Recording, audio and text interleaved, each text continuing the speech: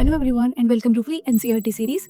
तो आज हम करने वाले हैं एनसीईआरटी क्लास 6 पॉलिटी, जिसमें हम chapter number 5 and chapter number 6 दोनों ही कवर कर लेंगे, क्योंकि ये दोनों ही काफ़ी छोटे चैप्टर्स हैं। तो आज एक वीडियो में दो चैप्टर्स कवर हो जाएंगे। तो चलो शुरू करते हैं। तो पॉलिटी एनसीईआरटी क्लास 5 है रूरल एडमिनिस्ट्रेशन। रूरल का मतलब हुआ ग्रामीण इलाके, और एडमिनिस्ट्रेशन में हम यहाँ देखेंगे कि कैसे यहाँ पर laws and orders, land records और बाकी सारे डिस्प्यूट्स मैनेज होते हैं और सारा कुछ प्रॉपरली फंक्शन करता है। तो सबसे पहले हमारी हेल्प करती है पुलिस, जिसका काम होता है to maintain law and order. हर विलेज, जो भी विलेज होता है, वो एक पर्टिकुलर पुलिस स्टेशन के अंडर फॉल करता है। पुलिस स्टेशंस को हिंदी में थाना भी कहते हैं। और हर पुलिस स्टेशन की ये ड्यूटी होती है कि जो भी एरिया उस पुलिस स्टेशन के अंडर आ रहा है, तो अगर वहाँ कोई भी केस है तो उससे रिलेटेड इंक्वायरी करना, इन्वेस्टिगेशन करना और सही एक्शन लेना, ये पुलिस की ही ड्यूटी है। और साथ में अगर कोई क्रिमिनल केस है, कोई क्राइम हुआ है, तो उसकी फर्स्ट इन्फॉर्मेशन रिपोर्ट FIR वो भी पुलिस को ही रजिस्टर करनी होती है। और साथ में अगर कोई छोटे मोटे लैंड डिस्प्यूट्स या कोई थेफ्ट केसेस, चोरी के केसेस हैं, तो वो भी सबसे पहले पुलिस ही देखती है। इसके बाद नेक्स्ट वी हैव इज पटवारी। पटवारी को लेखपाल या फिर विलेज ऑफिसर भी कहते हैं। और हर पटवारी एक ग्रुप ऑफ विलेजेस के लिए रिस्पॉन्सिबल होते हैं, और उनका ये काम होता है कि वो वहाँ के लैंड रिकॉर्ड्स मेंटेन करें, ओनरशिप अपडेट करें और साथ में टैक्स कलेक्शन में हेल्प करें। जो पटवारी, जिसे लेखपाल या विलेज ऑफिसर बोलते हैं, उनके अंडर एक ग्रुप ऑफ विलेजेस आते हैं, और उन सारे ही ग्रुप ऑफ विलेजेस के लैंड रिकॉर्ड्स मेंटेन करना, ओनरशिप अपडेट करना और टैक्स कलेक्शन करना, ये काम होता है पटवारी का। और उसके बाद हमारे होते हैं तहसीलदार, जो पटवारी को सुपरवाइज करते हैं। उनका जो लैंड रेवेन्यू कलेक्शन है उसे सुपरवाइज करते हैं। वो land records, caste certificate, income certificate, ये सब इशू भी करते हैं।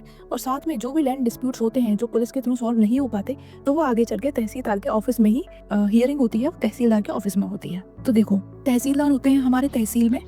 स्टेट को डिवाइड किया जाता है इन डिस्ट्रिक्ट्स, और डिस्ट्रिक्ट को आगे डिवाइड किया जाता है इन तहसील, और तहसील में होते हैं तहसीलदार। सो आई थिंक अब आपकी ये जो ऑर्डर है वो आप समझ गए होंगे। अब लैंड रिकॉर्ड्स रखने की नीड क्या है, वाई इज इट इम्पोर्टेंट? सो सबसे पहले तो ये हेल्प करता है ओनरशिप वेरिफिकेशन में। अदरवाइज ये कैसे पता चलेगा कि कोई पीस ऑफ लैंड वो किसको बिलोंग करता है। सेकेंडली, अगर कोई अपना लैंड किसी को बेच रहा है, कोई उसे खरीद रहा है, या इनहेरिटेंस किसी को, like from parents it is going to their children, so ये सारा भी लैंड रिकॉर्ड्स के बेसिस पर ही पता चलेगा।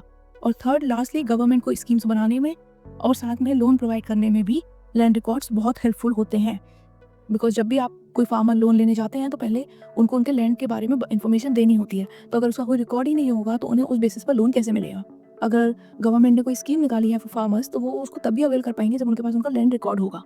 सो ये सारे इंपॉर्टेंस हैं ऑफ हैविंग लैंड रिकॉर्ड्स, या इसीलिए ज़रूरी है लैंड रिकॉर्ड्स होना। ठीक है, अब जल्दी से एक बार हम देख लेते हैं हमने चैप्टर 6 में क्या पढ़ा। तो हमने शुरुआत की विद रूरल एडमिनिस्ट्रेशन, जिसमें हमने देखा कि एडमिनिस्ट्रेशन में मैनेज होता है law and order, land records and disputes. सबसे पहले हमने जाना पुलिस के बारे में, जो लॉ एंड ऑर्डर मेंटेन करती है। हर पुलिस स्टेशन के अंदर एक विलेज होता है, और पुलिस स्टेशन की ये ड्यूटी होती है कि उसके अंडर वाले एरिया में कोई भी केस हो, तो उसकी इंक्वायरी, उसका इन्वेस्टिगेशन, उसका राइट एक्शन, ये सारा पुलिस को ही लेना होता है। और अगर कोई क्राइम केस है, तो उसकी फर्स्ट इन्फॉर्मेशन रिपोर्ट FIR भी पुलिस ही दर्ज करती है। और साथ में कुछ छोटे मोटे लैंड डिस्प्यूट्स या थेफ्ट केसेस है, तो वो भी पुलिस ही देखती है। उसके बाद होते हैं पटवारी, जिन्हें लेखपाल या विलेज ऑफिसर बोलते हैं, और वो सारे ही लैंड का रिकॉर्ड्स रखते हैं, और उनके अंडर एक ग्रुप ऑफ विलेजेस आते हैं। उनका काम होता है लैंड मेजर करना, ओनरशिप अपडेट करना और साथ में टैक्स कलेक्ट करना। उसके बाद जैसे स्टेट डिवाइड है डिस्ट्रिक्ट्स में, वैसे ही डिस्ट्रिक्ट डिवाइड की गई है तहसील में, और हर तहसीलदार का होता है, हर तहसील में होता है एक तहसीलदार। तहसीलदार क्या करते हैं?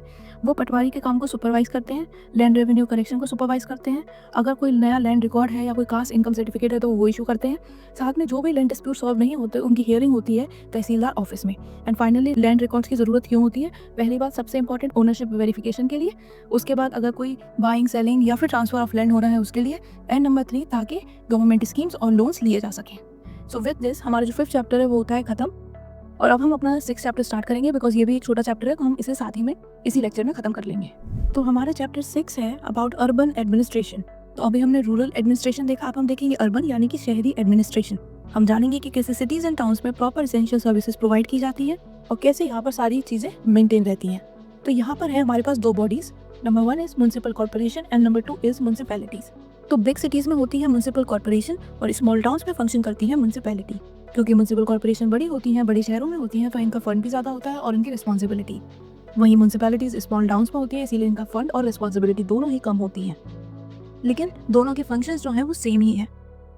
और ये ध्यान में रखना होता है कि सारे लोगों तक वाटर सप्लाई पहुंचे, प्रॉपर सैनिटेशन रहे, street lights and roads properly बने हों, health care services, health centres और हॉस्पिटल्स हों, बच्चों के लिए स्कूल हों, और साथ में गार्बेज कलेक्शन एंड क्लेanलीनेस का पूरा ध्यान रखा जाए। जैसा कि आप यहाँ इमेज में देख भी सकते हो कि इस तरह से ट्रक्स आते हैं जो कि घर से या फिर रोड साइड से गार्बेज लेके जाते हैं। उसके अलावा डेली स्वीपर्स रोड्स और पब्लिक मार्केट एरियाज़ को भी क्लीन करते हैं ताकि सारा कुछ हाइजीनिक और क्लीन रहे। तो ये सारा काम होता है म्युनिसिपल कॉर्पोरेशन और म्युनिसिपैलिटीज़ का। इसके अलावा ये हमने डिस्कस कर लिया गार्बेज कलेक्शन और क्लीनलीनेस, ये सारा काम आता है म्युनिसिपैलिटी और म्युनिसिपल कॉर्पोरेशन के अंदर। उसके बाद हमारे इस होते हैं म्युनिसिपल कमिश्नर। तो ये कौन होते हैं? ये गवर्नमेंट ऑफिशियल होते हैं जो कि ये daily work and operation regular basis पे रन करते हैं, इनको सुपरवाइज करते हैं। उसके बाद ये जो टाउन्स हो गए, इनको छोटे छोटे एरियाज में, जिन्हें हम वार्ड्स कहते हैं, में डिवाइड कर दिया जाता है। ये वार्ड्स के लोग अपना एक रिप्रेजेंटेटिव इलेक्ट करते हैं और इसको हम कहते हैं वार्ड काउंसलर।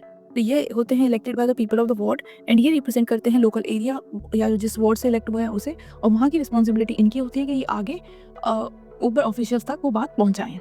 और लास्टली ये सारे ही फंक्शंस जो ये करते हैं like garbage collection, sweeping, cleaning, water supply, तो इस सब के लिए इनके पास पैसे कहाँ से आते हैं, कहाँ से इन्हें मिलता है रेवेन्यू? तो ये कलेक्ट करते हैं taxes on house, shops and buildings, water tax and electricity tax, vehicle tax, toll tax and business licence. तो इन सब तो वो इन्हें रेवेन्यू मिलता है, उसी को यूज़ करते हैं ये, और उसे यूज़ करके ये हमारी सिटीज़ एंड टाउन्स को क्लीन रखते हैं। तो ये हुआ हमारा चैप्टर नंबर 6 अर्बन एडमिनिस्ट्रेशन भी खत्म। और इसमें हमने देखा अबाउट टाउन्स एंड सिटीज़ कि वहाँ सारी चीज़ें कैसे प्रॉपर मेंटेन की जाती हैं, जिसमें होती है municipal corporation for bigger cities and municipalities for small towns. Functions होते हैं इनके water supply, street light, roads, proper functioning, उसके बाद health care, hospitals, schools, garbage collection, ये सारे इनके फंक्शंस होते हैं। और इसके लिए रेवेन्यू इन्हें मिलता है थ्रू टैक्सेस, जिसमें water tax, house tax, vehicle tax, toll tax, ये सारे ही आते हैं।